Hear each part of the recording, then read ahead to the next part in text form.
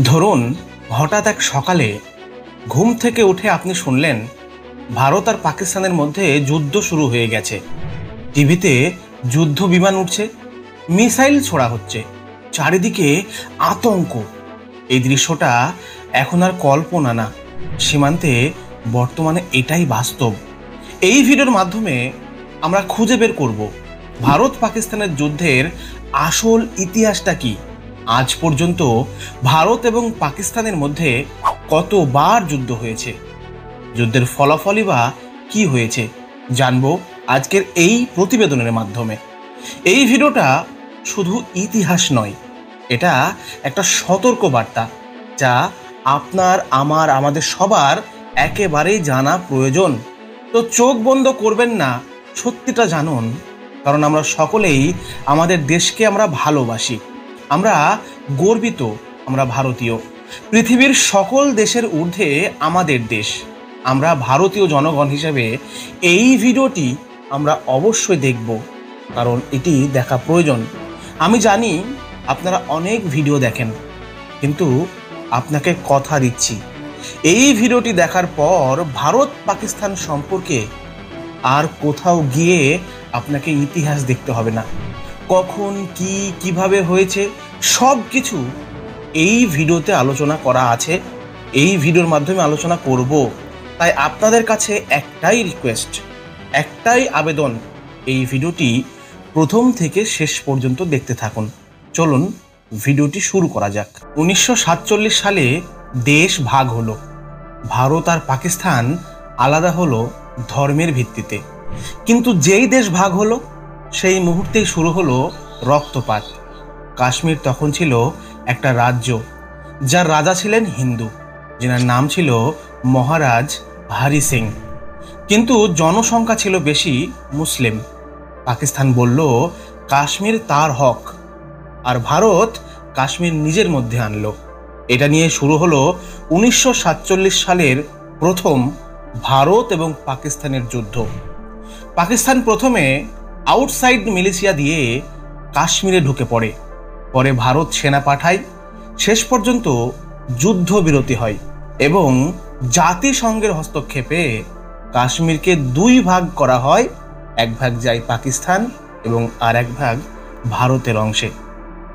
এই যুদ্ধের ফলাফল কি হলো? কাশ্মীর হয়ে উঠল দুই দেশের জাতীয় অহংকারের কেন্দ্রবিন্দু, যার জন্য 75 বছরেও এখনো পর্যন্ত শান্তি একেবারেই আসেনি। তারপরে 1965 সালে আবার কাশ্মীরকে কেন্দ্র করে শুরু হলো দ্বিতীয় ভারত পাকিস্তান যুদ্ধ।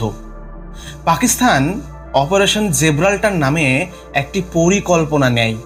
কাশ্মীরে গোপনে সৈন্য ঢুকিয়ে স্থানীয় বিদ্রোহ করতে চেয়েছিল, কিন্তু ভারতীয় সেনাবাহিনী কঠোর জবাব দেয়।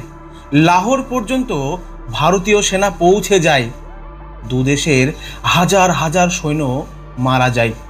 শেষ পর্যন্ত তাশকন্দ চুক্তির মাধ্যমে এই যুদ্ধর বিরতি হয়।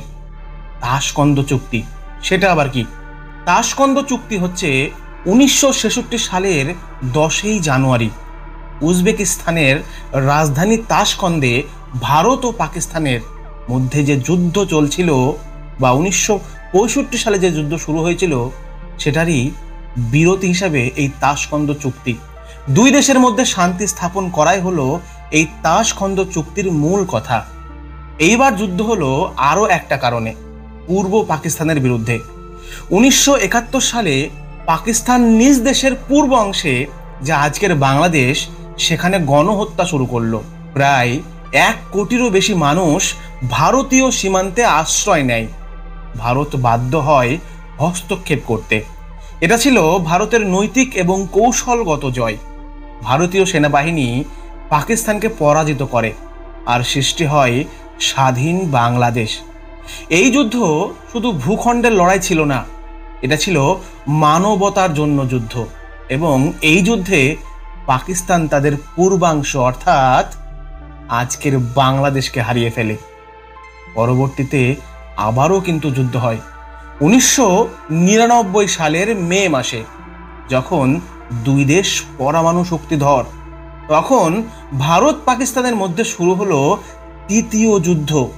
পাকিস্তানের সেনা ও মিলিটেন্টরা কার্গিল সেক্টরে ঢুকে পড়ে, চুপিসারে পাহাড় দখল করে নেয়।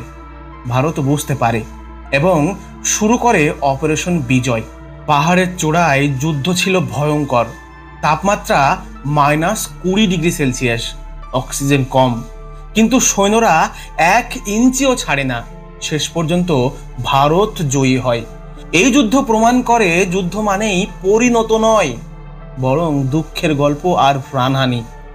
2016 সালে উরি সেনা ঘাঁটিতে পাকিস্তান সমর্থিত জঙ্গিরা হামলা করে, 19 জন ভারতীয় সেনা শহীদ হন।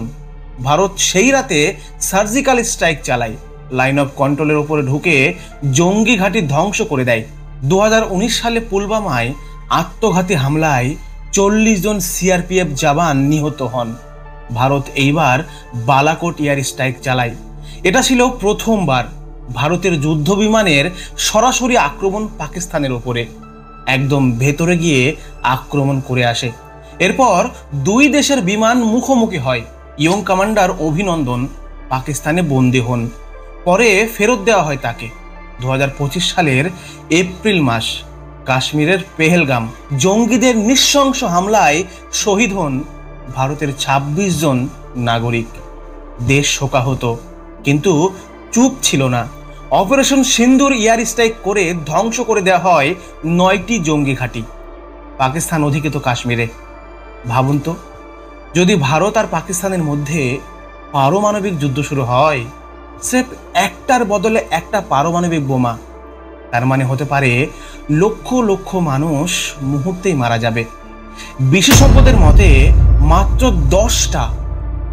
10টা পারমাণবিক বোমা যদি ব্যবহার হয়, তাহলে দিল্লি, বোম্বাই, করাচি, লাহোর সব ধ্বংসস্তূপে পরিণত হবে।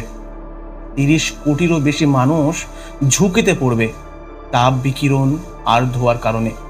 মৃত্যু হবে শুধু বোমাই নয়, খাবার শেষ, বিষাক্ত পানি, হাসপাতাল নেই, ওষুধ নেই, আকাশ ঢেকে যাবে ধোঁয়ায়, সূর্য দেখা যাবে না মাসের পর মাস, ফসল হবে না, খাবার থাকবে না। একটা পরমাণু শীতকাল এসে যাবে যা পৃথিবীকে অন্ধকার করে দেবে। পুরো পৃথিবীর জন্য হবে আত্মহত্যা।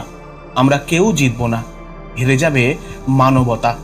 আমরা ভারতবাসী, আমরা সাহসী কিন্তু দায়িত্ববান। আমরা যুদ্ধ চাই না, কিন্তু দেশ যদি আঘাত পায়, তবে ভারতের জবাব হবে এমন যাতে ইতিহাসও কেঁপে উঠবে। শান্তি চাই, কিন্তু দুর্বলতা দেখাতে নয়। আর যদি কেউ ভেবে থাকে ভারত চুপ করে থাকবে, তাহলে শুনে রাখো, ভারত কখনো আগ্রাসী নয়, কিন্তু যদি জাগে তাহলে আগুন নয়, বজ্রপাত নামবে।